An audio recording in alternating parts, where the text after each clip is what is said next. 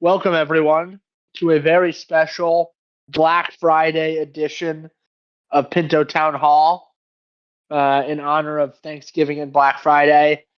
Pinto is 60% off today for your first 100 Pinto. And after that, there's dynamic pricing. So the price will go up according to the rules of the AMM. All right. So we are here. We've got a decent crew today. Going to run this town hall the way we typically do, which is to go around hearing from contributors, then open it up for questions, comments, ideas, thoughts, etc., and take it from there. So, all right, why don't we start with Frio, as we like to do. Frio, how you doing, sir? Happy Thanksgiving. Happy Thanksgiving. Thank you, everybody. Uh, yeah, doing good. This week, uh, we're focused on, getting the next upgrade of Pinto out, which has the WISC migration, the pod referral system, and various quality of life additions. So, prior to this, we've had the upgrades, or each of these changes in isolation, and part of the upgrades is like consolidating it into one branch, so we can, cleanly upgrade this. There are two remaining quality of life additions I would like to add before proceeding. One is currently ready for review, and one is currently in process, or in progress. Sorry. Other than that, there was some just internal stuff, organization stuff that we have to deal with. So I've been working on that, and yeah, I mean, not much to update here. Just steady progress towards the next upgrade. I think this is the 14th upgrade of this year, so we're still on track to having a one a month cadence, which is very exciting to me. When you say of this year, I think this will be the 15th upgrade, right? Yeah, I think so. I think so. Awesome. Awesome. And yes, we've hit the 1 year mark of Pinto as well. I think that was last week. So 15 upgrades is more than once a month. It's quite an impressive pace you're pushing here, sir. Thank you, thank you. I mean, we try our best. That's what the model demands to some degree. Good stuff, man. All right. Why don't we kick it over to XDPen? We missed you last week. How are you, sir? Doing well, doing well. Yeah, as you said, we were in Dev Connect last week, and yesterday I have returned and started working. I'm working on some batch multiple functions to make UX better, and it will be more important after tractor protocol upgrades, and it will come. I don't know. Um, it's in still review, and after that protocol upgrades, these batch functions will be important, and still working on them. And that's for all me. Yeah, that's all for me. Wonderful. Thank you, XDPen. Uh, any uh, any highlights from Dev Connect worth sharing with the crew? Yeah. Actually, Pinto. That there was a talk about Pinto, and there was a lot of questions about Pinto, and it was very good. And there was a lot of hard questions for you, and you answered them great, and it was good. I don't know. It was recorded, if I'm not wrong, and it was great. Yeah, it was a lot of fun. I'll talk more about that in a bit. Thank you, XDPen. Yeah. All right. Why don't we kick it over to Fayaz? How are you, sir? Prima Ben, hello.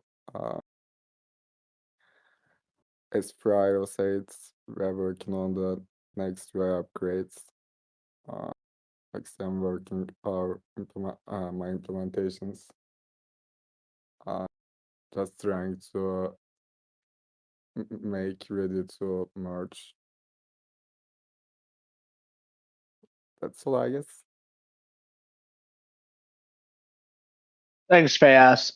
All right. Next up, Pinto Pirate.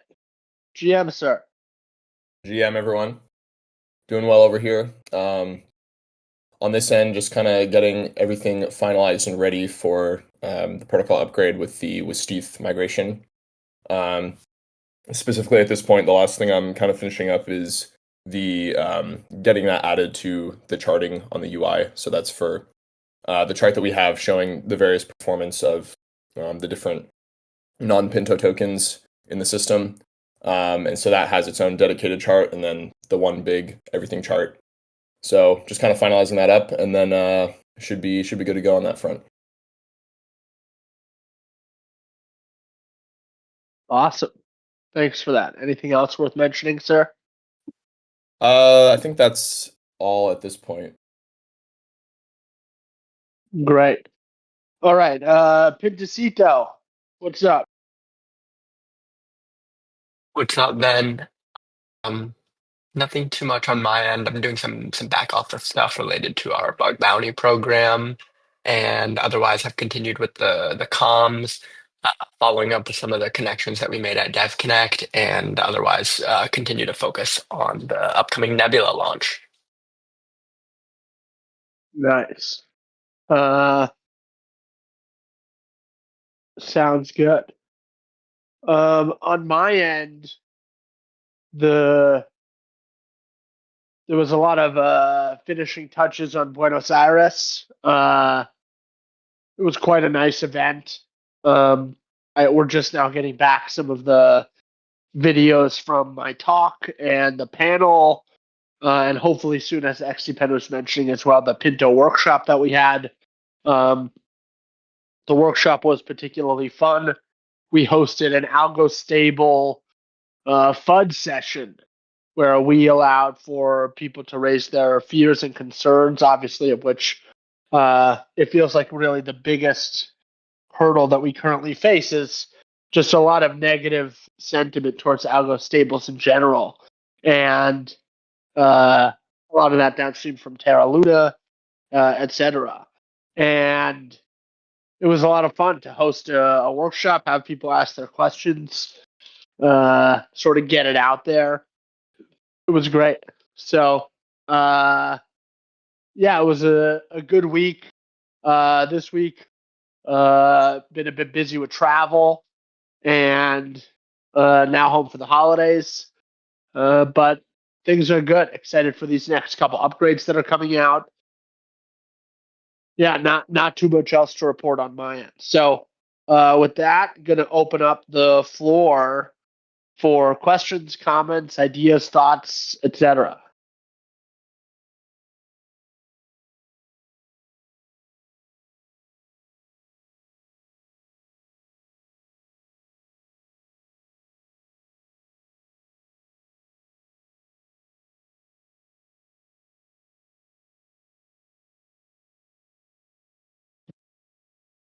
All right, doesn't look like people have questions at the moment. So I just want to talk for a bit high level about the state of the system. One of the main reasons for deploying Pinto in the first place was to get more data, and it felt like with the amount of activity that was happening in the Beanstalk community and with the protocol, we weren't really getting any new data about the new mechanisms that had been implemented in the couple of years after the exploit. And we felt an obligation to put ourselves and the general protocol development in a place where we could continue to get more data.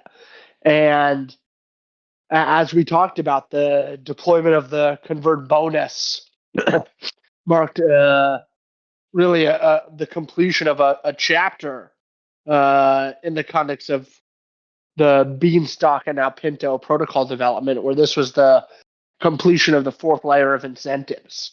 And on the one hand, the efficacy of the mechanism of this layer 4, the truth is I don't think we're getting the highest quality data, which is something that we've talked about, because the L2SR is below the excessively low threshold, and so the bonus isn't really increasing. And so there's still much to be desired in terms of there's more that we can learn about the current version of the system. Right now, we're sort of in this edge case that makes it hard to collect all the more data, particularly with respect to the level 4. But we are also seeing some increase in converts over the past couple weeks. I think that has contributed somewhat to the price coming back up, although obviously the crypto market has also rebounded. And from where I sit, there's a lot of new information that is able to be collected, even though, as I was saying before, it's imperfect from the perspective of, with this layer of the model complete, we really have limited the amount that there is, let's call it marginal improvements available. And as I've sort of alluded to over the past couple weeks, we're now starting to think about layer 5 and what it would look like to take the protocol to another full order of magnitude improvement over its current standing. And it's quite an exciting point to be at. One of the leading contenders for things that we could do, which is something we talked about a couple weeks ago, was to have the protocol autonomously start to convert. And there's a manipulation vector that we have to control for, which I think we can potentially do. And, where we find ourselves, in some sense, in both Beanstalk and Pinto, is the protocol has sufficient liquidity to, at least in theory, maintain itself at its value target, but we have an absence of willing converters. And it's unclear if there's an absence to convert just because people prefer to hold LP, or because they're not paying attention to the system closely enough to understand that they are being penalized for not converting and would be rewarded to convert. I think we're getting some feedback from Free Don't. I think maybe if you can mute, that would be appreciated. But the point I'm trying to make is that we, even though it's a little bit tough at Black Friday prices, and I can appreciate, one of the things people asked as I was speaking to them in Buenos Aires is, why is the thing at such a low price? Isn't it supposed to be at $1? And I think there is an open question with respect to what is the optimal trade-off space here. Should the protocol be sacrificing further liquidity and being very aggressive with its converts, assuming it can do it autonomously in order to really minimize volatility? Or is this level of volatility, healthy, some might even say? So it's a very interesting design space to be thinking about. This is where a good chunk of my brain is currently working on with respect to the algo stable stuff, how to sort of operate within this trade-off space of you can minimize volatility, but it comes at the cost of potentially longer-term volatility. What type of measurements could the system make to determine when it is the right time to convert? It's a very interesting design space. So something I think that the more that people are looking to engage in and participate in this discussion, the better. Obviously, some of the brightest minds in the algo stable design space are current or former contributors to Beanstalk and Pinto. So I do feel very lucky to have access to such a significant quality of talent in our space. But always looking for new ideas. I feel like some of the content from these town halls over the past 2 months or so will be very important, and as we start to design this out further. So, yeah, I don't know how much new stuff is in what I just shared, but this is sort of where my mind is at. So, yeah, that's what I want to start with. I'm curious if people have any thoughts, questions, comments, and we can kind of take it from there.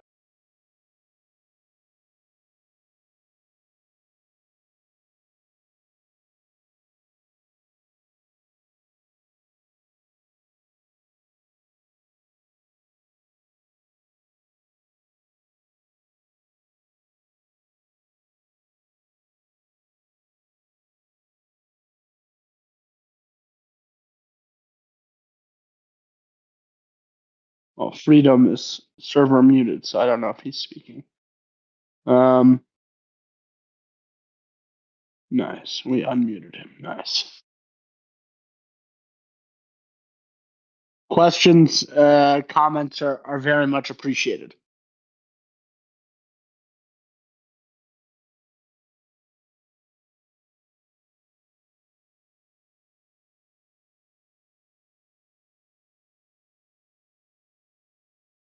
All right. Well, that's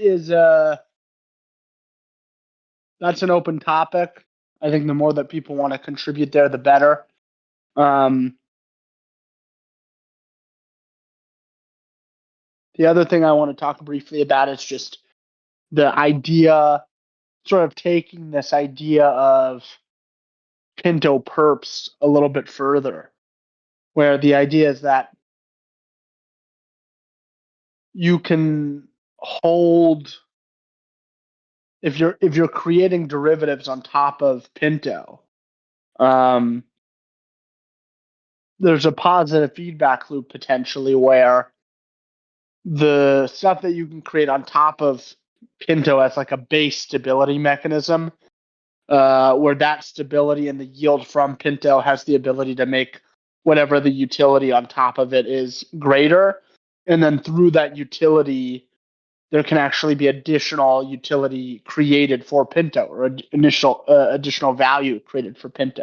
So one of the things that has been on my mind a little bit is taking what FX protocol has done, which they have quite an interesting system,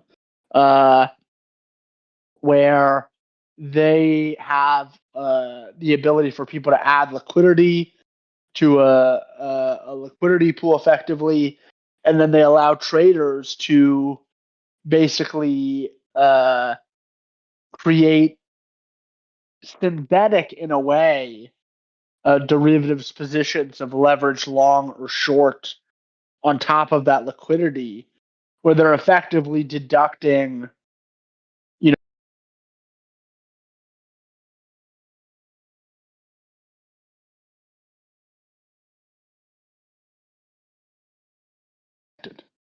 I got a phone call that came through my do not disturb. Apologies. I think it disrupted my service.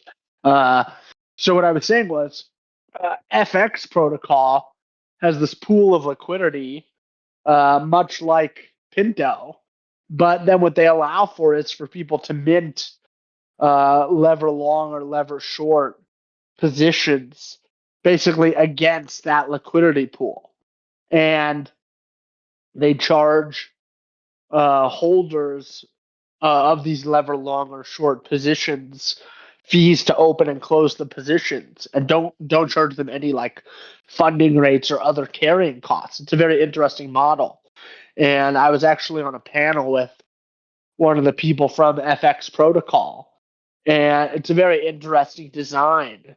They have a stable coin, but the product is that basically the flow is that the people using the liquidity pool to go long or short are paying a fee that then gets passed on to the liquidity pool holders, or the liquidity pool token holders, I should say. And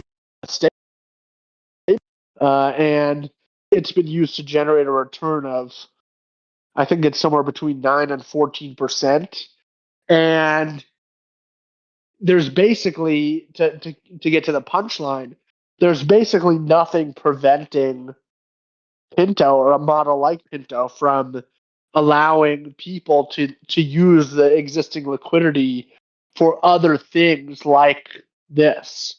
And this has the potential to add yield to the LP token holders, has the potential to add yield for Pinto. And this is, this has nothing to do with the Pinto Perps idea, but it's along the same vein of utility through the existing system, actually creating more value for holders in general. And it's like, so this is sort of another idea for utility, is probably the best way to say it. And that is, oh, sorry about that. I think as we start to look at the next stage of Pinto, the crux of, I think, the most important stuff is, one, what does this layer 5 of the mechanism look like? In particular, how should the protocol think about further leveraging its liquidity in order to minimize volatility? And then it's a question of utility for me. Like, can we have Pinto adopted for things like perps, which is something we've talked about?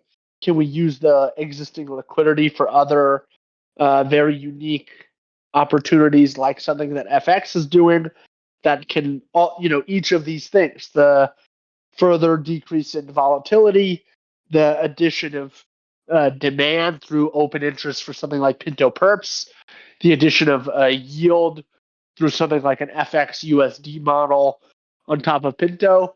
These are all things that, when done individually, may not significantly move the needle, or at least do so much so that it really has the potential to catapult Pinto into the larger dialogue at this point. But I do think in tandem, there's definitely that potential and opportunity. So, yeah, this is a little bit about where my head's at on this stuff. Obviously, we still have a couple more months of development plans in place prior to determining how exactly all this stuff is going to go down and what to prioritize moving forward. But I think it's good to share with the community some of these thoughts and open up the floor a bit.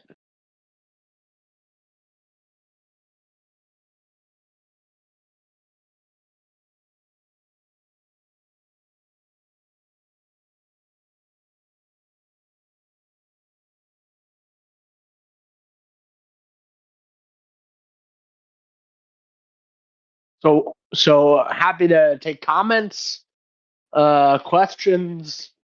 Hey, I feel Ben. like hey, what's up? What's going on, man? How are you doing? Good, sir. Good. Happy Thanksgiving. Yeah, happy Thanksgiving to you as well.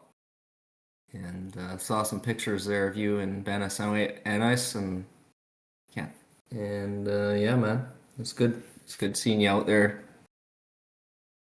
Thank you. Promoting. Thank you very much. I know a little bit about FX protocol. It's definitely quite an interesting design. Do you think there's a little more risk, since FX protocol is a CDP design? It's not an algorithmic kind of design, kind of like Pinto, and more kind of just splits the volatility out of it. Are you thinking, like, would that create more risk and volatility for Pinto as opposed to the opposite? And that's kind of my question on it.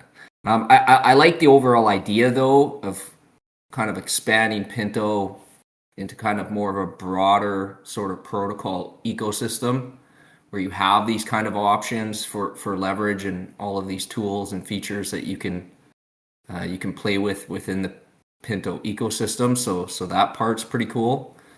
But yeah, do you see, adding those features into Pinto, stabilizing the price and kind of getting it closer to where you want it? or the problem I have with all of these kind of leverage designs is that, and I think that's kind of part of what's going on right now with Bitcoin and Ethereum, and you have all these bigger players that are literally trying to flush all the gambling addicts out of the system because it creates a lot of volatility and risk. Yeah, I mean, I think there's a couple different angles here. One is I think it's important to bifurcate leverage in the system at like a financial system level from leverage as a point of utility from an individual protocol perspective.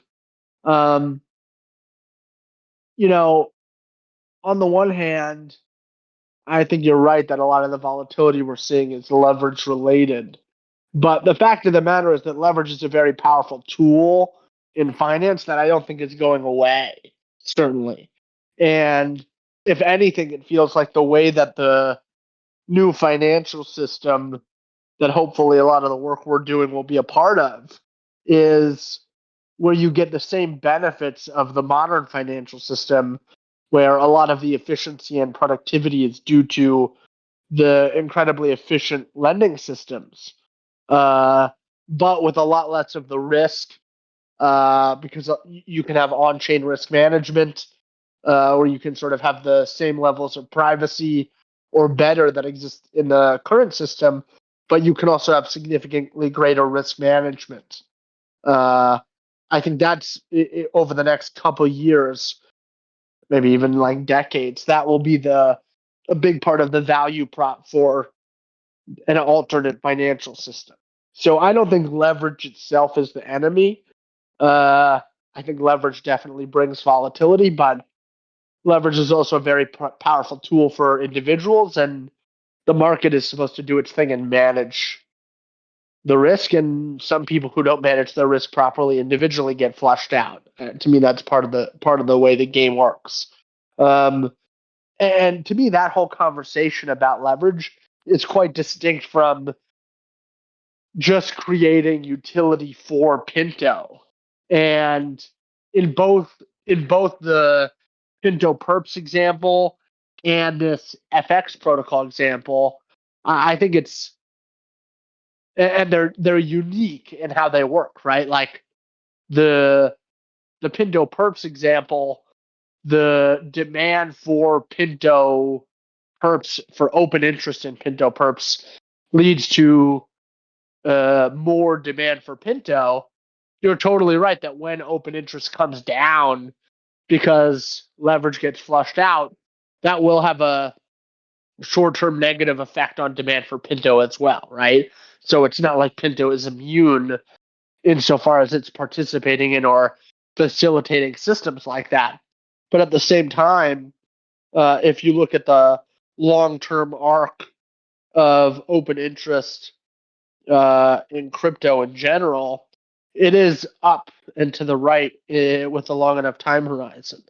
And so I think I look at that, and to me, that's just one potential source of demand for Pinto, and one where the yield from Pinto potentially has a meaningful effect on the actual utility of the product, in this case, perpetual futures, such that you can really see a positive feedback loop around product market fit, which to me, that's a good trade-off space, where it's like, on the one hand, you have a new type of product or a new quality of an existing product that has PMF, where through this, through integrating Pinto into that system, one, there's positive results for Pinto. Two, it makes the product better. And the trade-off is, at some point, not everything, in fact, nothing really grows up and to the right exclusively in perpetuity. It just means that some of the demand cycles from crypto in general are also going to play itself into Pinto, which is something we should be mindful of. And I think, this is also deeply related to how we think about designing this layer 5 of the mechanism, where we do need to be mindful of the fact that the cyclical nature of crypto, in addition to the fact that the liquidity that Pinto trades against already is subject to this volatility, now it's like, or at least in that world where a lot of the demand for Pinto comes from open interest for Pinto perps, that now there's a second layer to how that cyclical nature in crypto will have an effect here. Like, not just the price of the liquidity that Pinto trades against will go down, it's very likely that also the demand for Pinto will go down because of the decrease in open interest. So, in my mind, I think what you're bringing attention to is it's very important that we're paying attention to it, but it's not it doesn't dissuade me from pursuing it. It just means that as we're thinking about risk and thinking about designing the system and thinking about how to communicate ourselves when talking about the system, it's something to really keep in mind and keep at the forefront of our attention. The FX thing is slightly different in my mind because obviously the devil's in the details with respect to implementation, and I can't say that I have in my head a clear favorite for how we should implement something like that. But just thinking about getting some additional yield out of the existing liquidity by allowing people to basically go long or short against that liquidity, and then potentially managing the exposure at the protocol level, either through the seed gauge or some alternate mechanism, such that in aggregate the position of the system doesn't really change, but some additional yield is generated. That's a less of a risky trade-off in my mind than even something like Pinto perps. So again, it's all about how you actually implement it, but in my mind, it's more like something just to be mindful of and pay attention to versus something to stay away from. Yeah, I'm kind of with you. I think there should be the options for leverage. Like, I think it could create value and generate yield and attract more people to the protocol.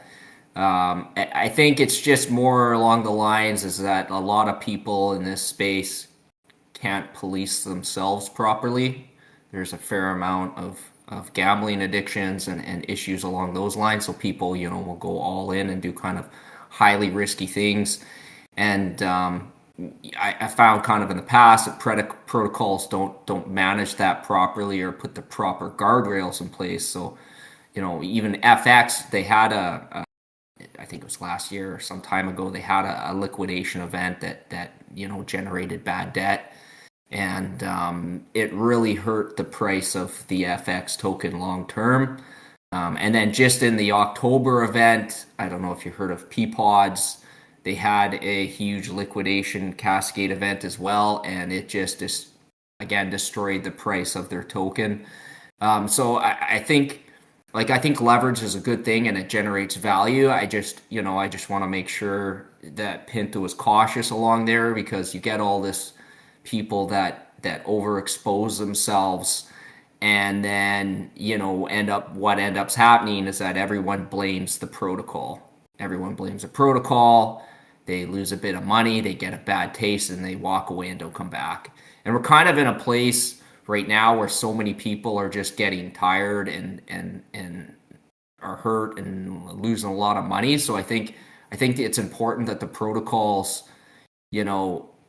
do their part to kind of help police that a little bit until we get kind of more footing under us, and that value and profit gets kind of brought back into crypto, because right now everybody's just bleeding, and I just I don't want people to come into this protocol and leave with a bad taste in their mouth because of actors not being responsible.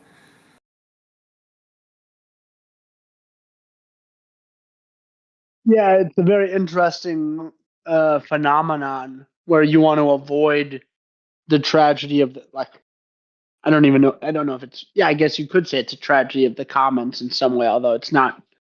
I don't know if it's a perfect use of the term, but my philosophy on this has always been that the protocol needs to assume that people are poor actors, and needs to be designed around not trusting the individuals to do the right thing, but instead to create incentives to do that. And as we've learned with stuff like Yeah, the 100%. I agree with you there. I think that's the right way of thinking about it. yeah, so Carry on.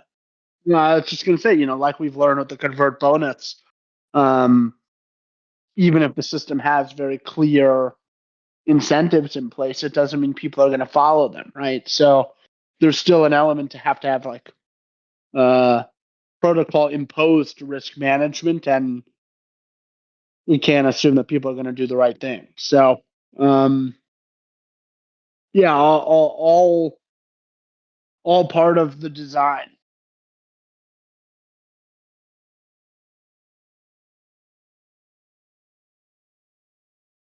Yeah, perfect. What else, folks?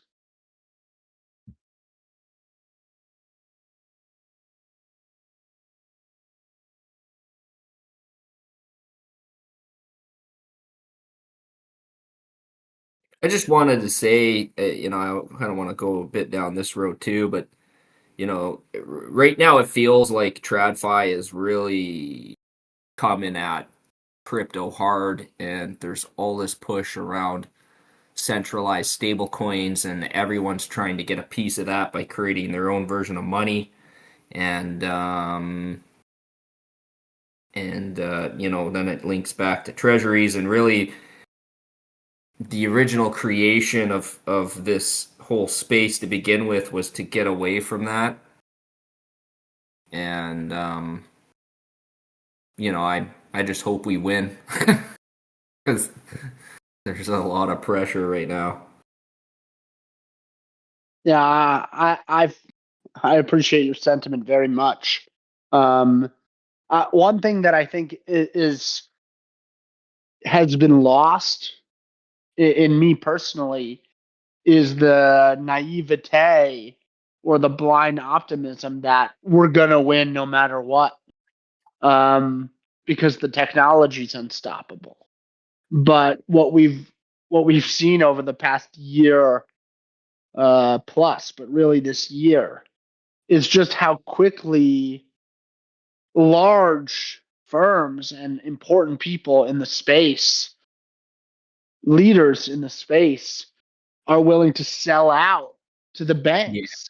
Yeah, it And seems like all the early winners in this space too have kind of gone over to the other side, and the risk is gone, and now it's all just about kind of joining the existing system instead of trying to forge a new equitable, uncontrollable, free system for everyone now. And I think that's part of the problem, where all this money and liquidity that exists in the space aren't going into the innovators and the ones trying to forge the decentralized system anymore, and everyone's kind of just jumping into bed with treasury backed stablecoins, and basically just creating another layer of the existing system we already have. Yeah, my term that I'm trying to coin for these people are the stable cucks, who are more than happy to let the banks come in and fuck our bride, if you will. So, it's a very ugly situation, I think, is the nicest way to put it.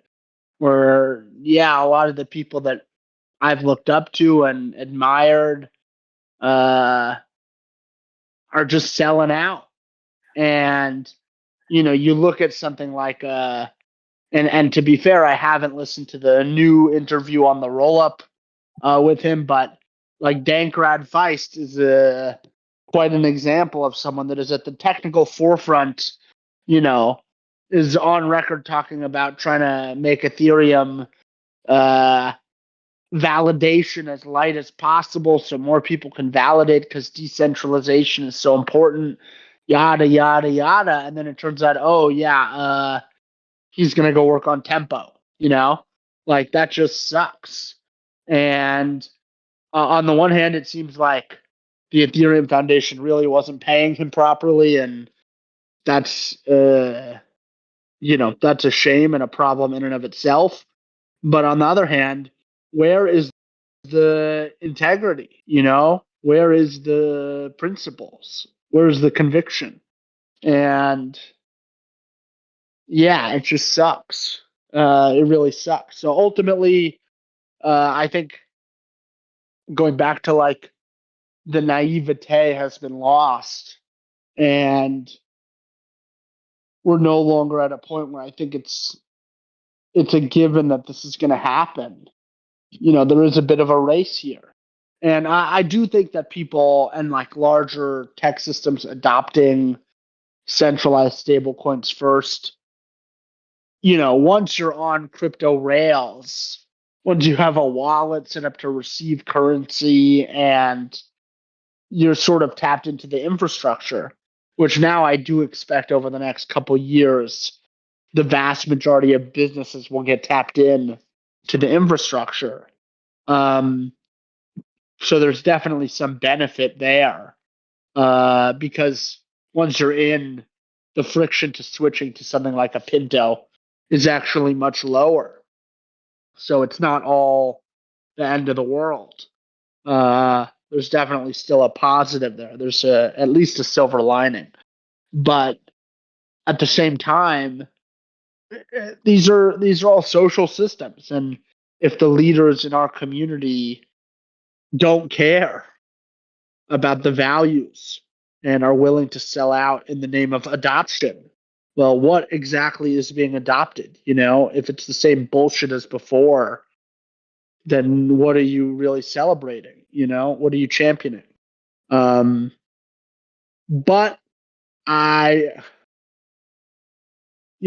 frankly, I look around, and this was part of what my talk that I gave at DeFi Connect was about, which is that the current state of the art for DeFi still isn't ready to outcompete TradFi. And until we get there, there's only so much we can talk, because what are your options really? So yeah, it's a bit sad. This is like a never meet your heroes thing. But frankly, it's like not even Dankrad. I think that particularly with respect to the centralized stable coins, even people like Vitalik that are still going strong have really failed us and failed to call it out for what it is.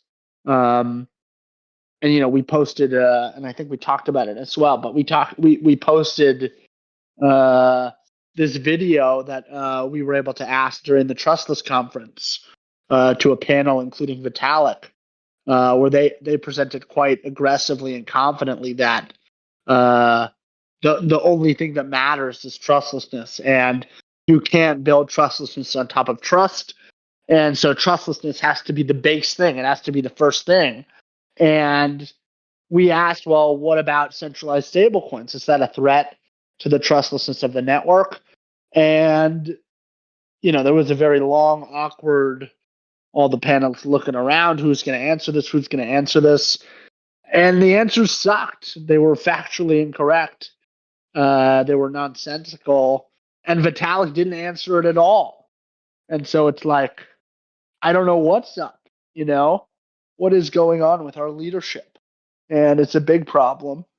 I do think that it plays into this stable cuck situation where no one's even talking badly about these people that are cucking us. And it's not about talking badly about the people, but it's at least about talking badly about the act itself. Like, this isn't something good. This is maybe you can say, okay, it's a necessary evil. Without stable coins, it's hard to get a utility and adoption. And in the short term, we think it's a good trade to make.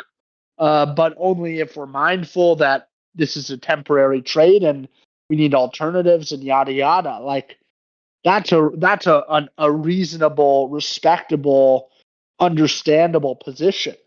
But the silence, I mean, what is up with that? It's very scary that that's the situation. So, yeah, you kind of got me going here, Sovereign Llama, but this is the scary part, you know?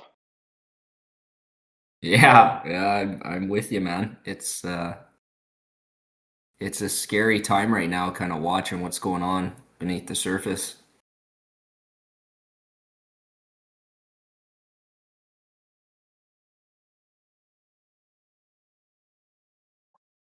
All right, we got a few minutes here. Who else has thoughts, questions, comments, ideas? I got a meeting, Ben, so I got to run. I got a work meeting here. Hey, But good cheers, talk. man. Thank you so much for Yeah, coming in and sharing. Appreciate yeah, you. awesome. Yeah, see you guys. Everyone have a good Thanksgiving. Peace out. Peace.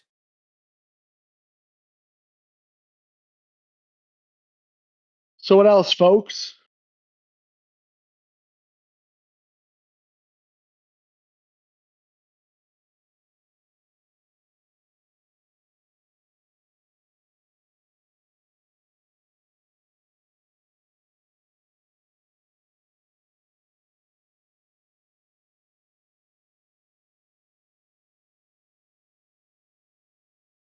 All right, well, if that's it, I think we can wrap it here. I expect we'll be posting the links to the panel and my talk in the chat shortly, and we'll see everyone next week. Happy Thanksgiving, everybody. Happy Thanksgiving. Thank you, everybody.